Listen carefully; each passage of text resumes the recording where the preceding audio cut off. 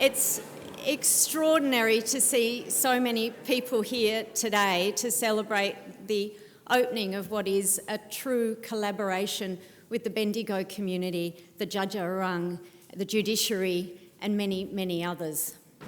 My name's Louise Anderson. I'm the Chief Executive of Court Services Victoria, and my job today is to keep everything running on time. So I'd like to begin by very properly acknowledging the traditional owners on whose country we stand, the Djadja peoples, and I pay my respects to Jara elders, present, past and emerging, and all First Nations people with us today. Thank you very much to Trent Nelson, the chairperson of Jara. I can't see where you are, Trent, but I'm sure you're here somewhere. Jara is the Djadja Aboriginal Clans Corporation and welcomed us through that cleansing smoking of manna gum. We're grateful to have participated in it, and it is an excellent reminder that the Djadja culture is with us today and always. The culture of the Djadja and their contemporary experiences are reflected very strongly in this extraordinary building and in the landscape around us. And it's my privilege to invite the artist and creator of the bundle that many of you might see from the outside and is more present on level 4 as it wraps its powerful wings around us today. It's Djadja and Bunurong woman Raquel Kerr and the Djadja dancers who are welcoming us to country.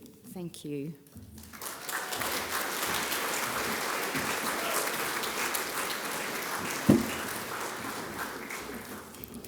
There's so many people here. My gosh. Dalkaya nyari lakalan nyari. Bayang bangku titurang bumnorang jandaki. Nyanyala baikinidja, murupja. Walit yalanoja. Nadarang nyaka. Matinga kulimuru jueno eniananu. Guranga jadorong jai. I am Raquel. I am a Djadja and Bunurong woman of country. What I spoke in language for you was a little phrase or kind of reassurance I tell myself, and it's to listen to country awaken baikina. We listen to its spirit. We embrace it, we observe, and we see everything. To the ancestral spirits who set the path for us, we return to you. You are on Djadja country. Now that the formality's over, that was my formal bit. It is an absolute honour to be standing here before you. Before I begin, I'd like to pay respects to my elders who are here present in the room, my elders and my ancestors for whom without their strength and resilience, I would not be on this journey. To all other mob here in the room today, I see you, welcome, biggest love to you all. I could not be prouder to be standing here telling this story. Started about 2 years ago, just as we went into lockdowns, where I got a tap on the shoulder and said, "What story can you tell?" And I was like, this is a lot of responsibility. What if I screw this up? My gosh. And so I sat and thought about it, and I said, what better way to be able to tell the story about law than our law creator, Bunjil? When Bunjil came down to this earth, he looked at it and it was bare. There were no trees, there was no water, there was no people. So he created the Jara people, he created the environment, he created the laws to follow. The laws that we have are still instilled today and have been passed down for thousands and thousands of years. As part of that, he also created the morals and the principles to make sure we adhere to Bunjil's law. If we mucked up, if we played around, we would be punished by Mindi. And Mindi is actually reflective of the landscaping that we see in the front court as you head through these doors. And I would like to also acknowledge Beck Phillips and Auntie Marilyn Nichols, who were, some massive drivers for the concept and to work with the landscaping and the smoking ceremony that you see on the paths. So whilst you came through a visible smoking ceremony that was conducted by Jara, we also have a embedded smoking ceremony for everybody that comes here every single day, 365, 24/7. The greatest story of Bunjil relates to so many different things. When we look at Bendigo, we see upside down country. It was turned over by mining, it was impacted. What it did not impact was the cultural songlines and the stories that we're able to still carry today. My ancestors, who were recorded in 1864, would be absolutely blown away to see what we have achieved now and what we will continue to achieve.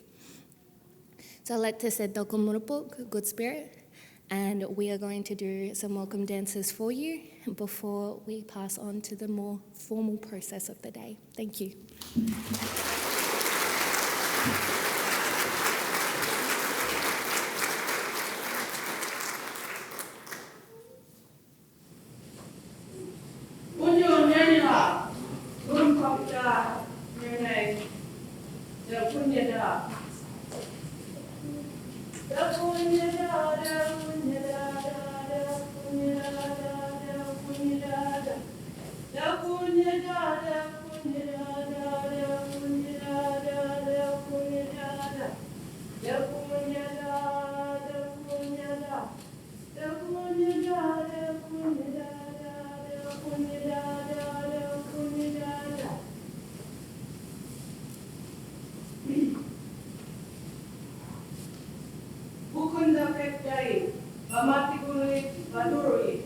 I give my respect to country and to the ancestors.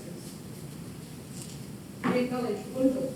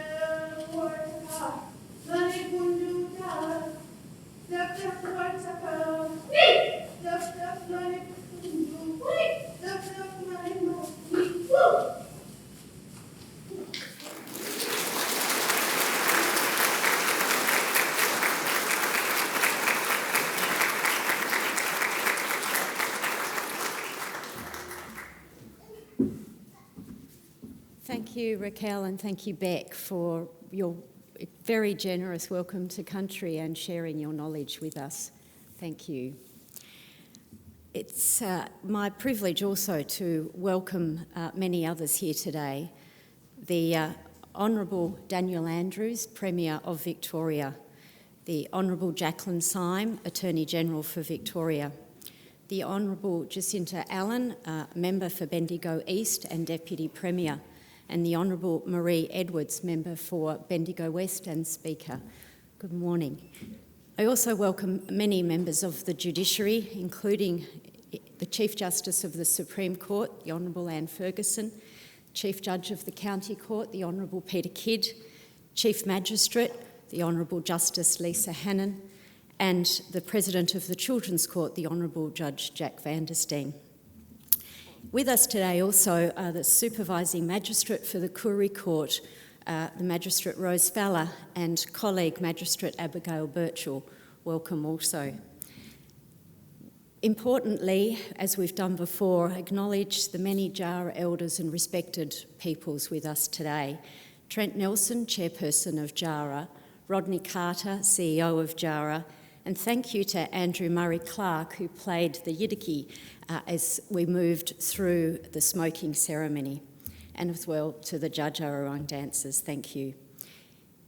Much of this was a collaboration with many, including the City of Greater Bendigo, so I acknowledge the presence of the Mayor, Andrea Metcalf, and the CEO, Craig Nyman.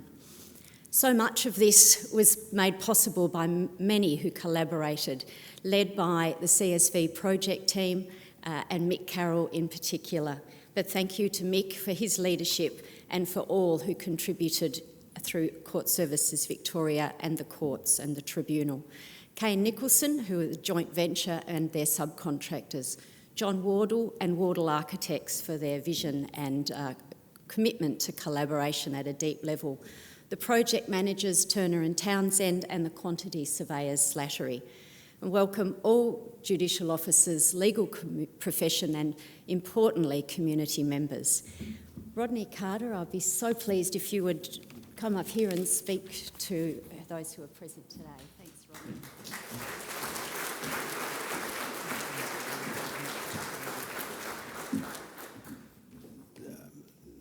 Thank you. So many great things have happened at Country because of Jaja Wurrung's willingness and ability to not be frozen in time from the trauma within our history when newcomers come to our homelands. And it's not always easy for a family to be able to move on from those historical events that harm us and hurt us as people. A credit to our artists and people like Raquel and Beck and Troy and others that have just absolutely excelled in wanting to honour the ancestors, the journeys that they've had, and celebrate culture and life. And what you see within this building, and as Raquel touched on with Bunjil looking over us, protecting us, is a spirit, is a murupuk that's been put into this building. That charges all of us within the judiciary, court services, Victoria, to do something unique and different in Victoria's history that's never been done before. And it won't be easy, because as we understand that when people largely come to a court, they don't necessarily want to be here. They don't necessarily go away feeling good about the experience. What we have done here, and through the fantastic collaboration with the state and Court Services Victoria, is provided ourselves a unique opportunity to do something different. And as they enter this building and they feel the spirit of the smoke and the cleansing and what we've seen today, to how they're greeted, hosted, cared for within this building in its spirit, they should and they must leave here more well than when they come in. That's the challenge before us, and what we need to ensure that we aspire to and support each other in our own teamwork and collaboration. And the Jaja Wurrung, as always, and what you've seen in Central Victoria with the amazing support and major projects, will be there by your side. We'll be there supporting you, holding you to account in the most courteous and constructive ways that no other First Nations conduct themselves in Victoria. And we set a positive example for other First Nations group to stand with us, but we also set an amazing standard, family in a community for our future generations. They deserve us, they deserve our best behaviour, they deserve our good leadership, and they deserve a better world than that we have today. Thank you for joining us.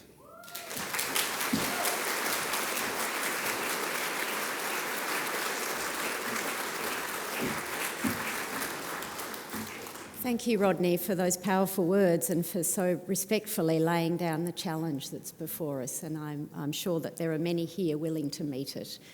It's now my honour to invite the Honourable Daniel Andrews, Premier of Victoria, to speak with you.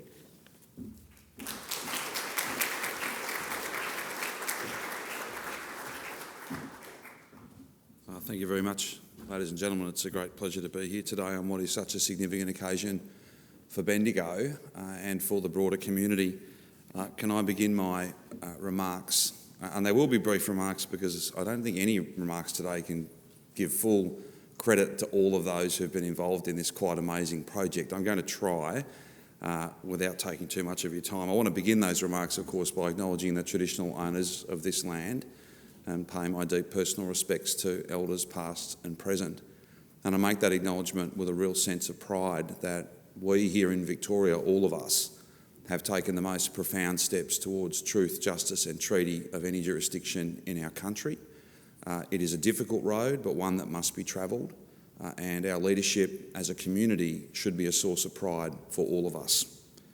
Can I acknowledge Trent Nelson and also Rodney and thank them for their welcome and thank them for their wisdom and their constructive partnership, one that is respectful, but one that doesn't seek to avoid the difficult discussions, but it's a discussion that's being had. It's a process that's real. It's a process where there is respect and that ultimate acknowledgement that only through deep engagement can we deliver truth, justice and treaty and true self-determination. I'm deeply grateful to Judge Awurung for their leadership and that partnership. And there are many, many distinguished guests here today.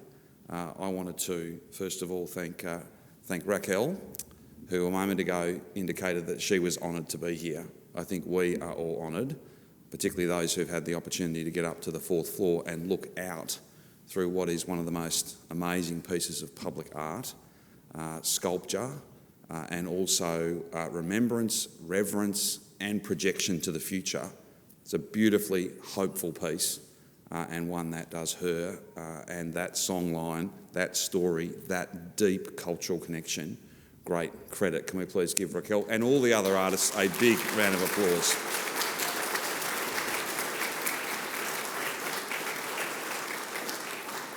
Given the vagaries of my arrival here this morning, being whisked away on a tour, I've seen it from the outside, from the inside. I haven't seen it yet from outside. So again, this is a stunning architectural outcome and one that is deeply connected to country and one that is deeply respectful of the fact that we are here today amongst the oldest continuous culture known to human history, and that's exactly as it should be. I'm also joined today by the Deputy Premier Jacinta Allen, Speaker of the House Marie Edwards, of course, outstanding Attorney General Jacqueline Symes, who's very proud, I know, today. We all are, but is very proud today as the responsible Minister for Court Services Victoria and as our first law officer to think that we're making such big strides and delivering such high quality outcomes like this one. Of course, I'm very, very pleased to be with the Chief Justice Anne Ferguson, the Chief Judge Peter Kidd, Chief Magistrate Lisa Hannon, Judge Jack van der Steen, President of the Children's Court, and of course Louise Anderson from Court Services Victoria. There are other members of the judiciary, eminent members of the legal community and fraternity, civic leaders. I won't go any further than that, or all my time allotted will simply be recognising everybody who's come out here today and invariably forgetting somebody, which never goes down too well. We gave artists a round of applause a moment ago. Can I just reflect for a moment on those men and women who, with their skill and their commitment and their absolute determination to deliver high quality outcomes, have physically built this amazing structure, designed it, made the project work. So from project managers to tradespeople to architects, quantity surveyors were given a shout out before. I'll do that again. They do a very important job. Everyone who's been involved in delivering this quite stunning building that sits in this place so very well. Can we please give them a big round of applause as well?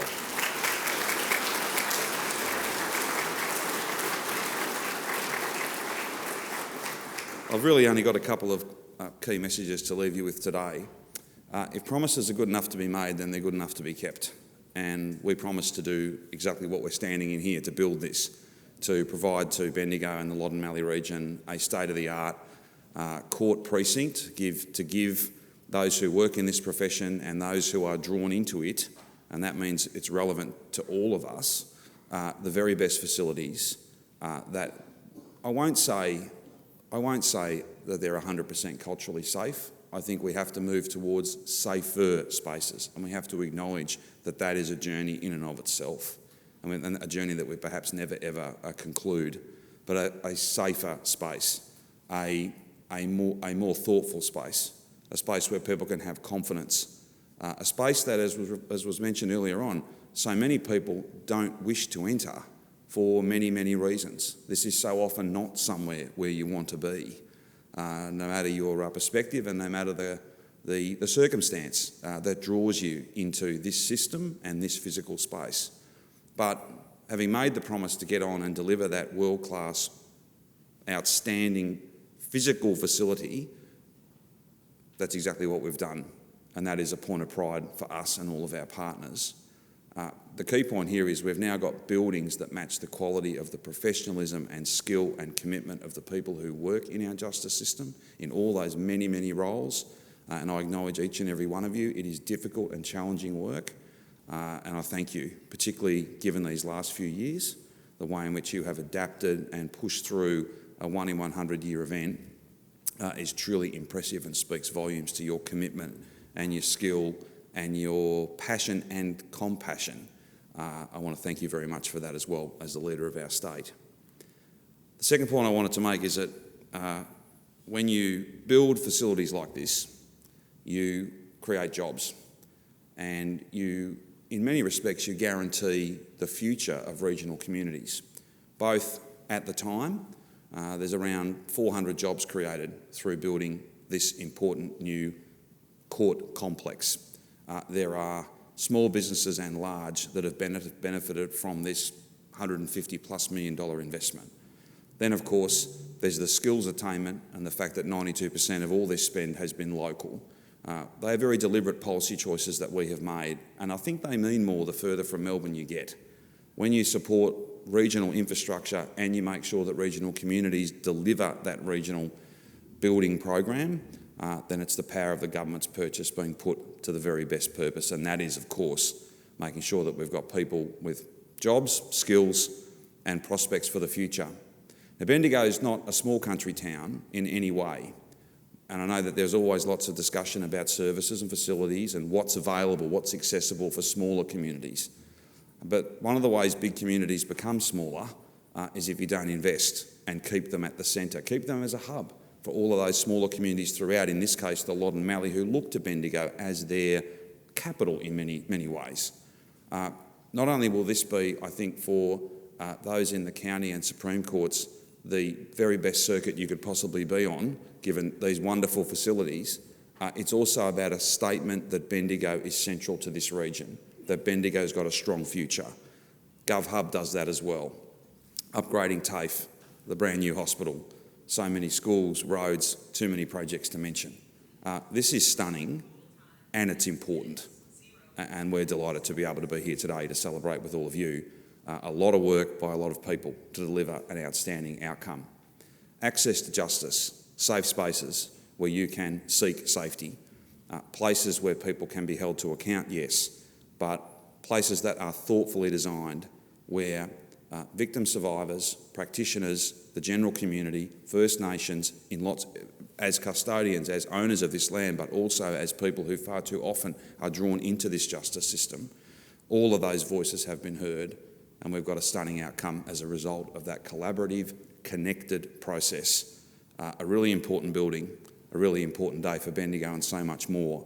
We have lots of work to do to make our justice system fairer, to make it stronger, to make it more accessible, to make sure that the community is as supportive as they can possibly be of our systems and processes.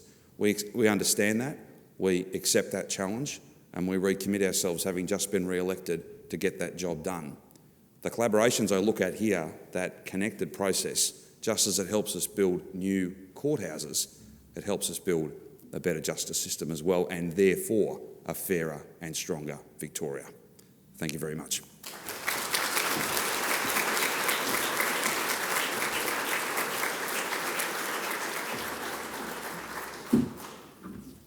Thank you, Premier. I would now like to introduce the Chief Justice of the Supreme Court of Victoria, the Honourable Anne Ferguson.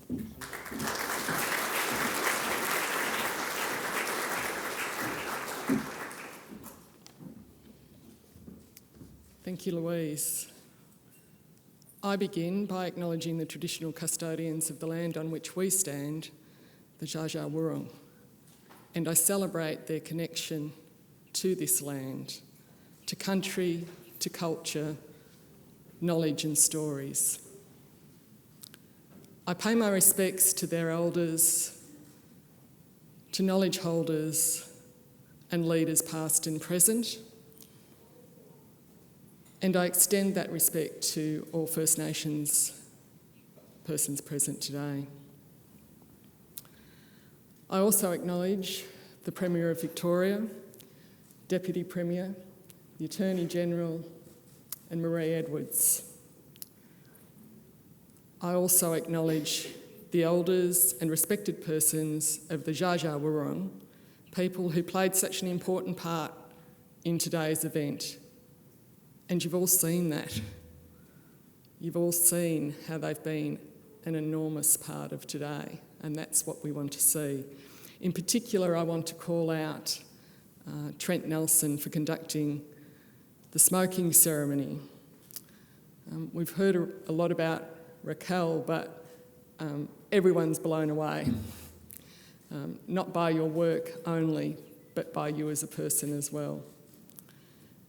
And finally, Rodney Carter, your words were inspiring. What you said about the courts and this place is inspiring. I'd also like to acknowledge members of the community and of the legal profession. To my colleagues from the courts and the staff of the courts and tribunal, I acknowledge you too. When we open the court each day, we make a promise that people will be heard. This court has been designed as a modern court should be, by listening to and looking through the eyes of the users, with systems that work together, without the silos that we so often see, and in an environment that fosters the best outcomes that justice can deliver. Many different people are going to come through these doors in the decades to come. The new operating model means that regardless of which court or tribunal they're attending, they will have access to services in spaces that are calm, secure, and comfortable. That's the environment in which justice should be delivered. Importantly, this building is anchored in Bendigo's heritage and the culture of the Dja Dja Wurrung. The striking design provided the opportunity for Court Services Victoria and the project partners to acknowledge, promote and respect Dja Dja Wurrung's continuing culture. This new court complex reflects their connection to land, to community and culture, which has remained unbroken for so very, very long. The entire community can be immensely proud of this new regional landmark. It is an extraordinary achievement. But the importance of this building is how it functions for the community it serves and shapes their experience of the justice system. Our courts and tribunal will continue to evolve so that we can serve the community to the very best of our ability. I'd like to warmly congratulate and thank every single person who was involved in this project. What you have done is created a spectacular place for the courts and tribunal to evolve in the way that they should. Thank you.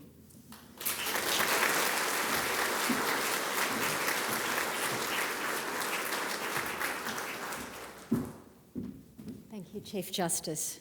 That concludes our formal proceedings, and I invite you all to either take the lifts or the stairs to level 4 for refreshments, and where you can also experience the bunjil that we've spoken about this morning. There will be some tours organised there, and people are making themselves identifiable through T-shirts, I think, so please do walk through this spectacular building. And our other guests are staying behind for some photos. Thank you very much. Thank you.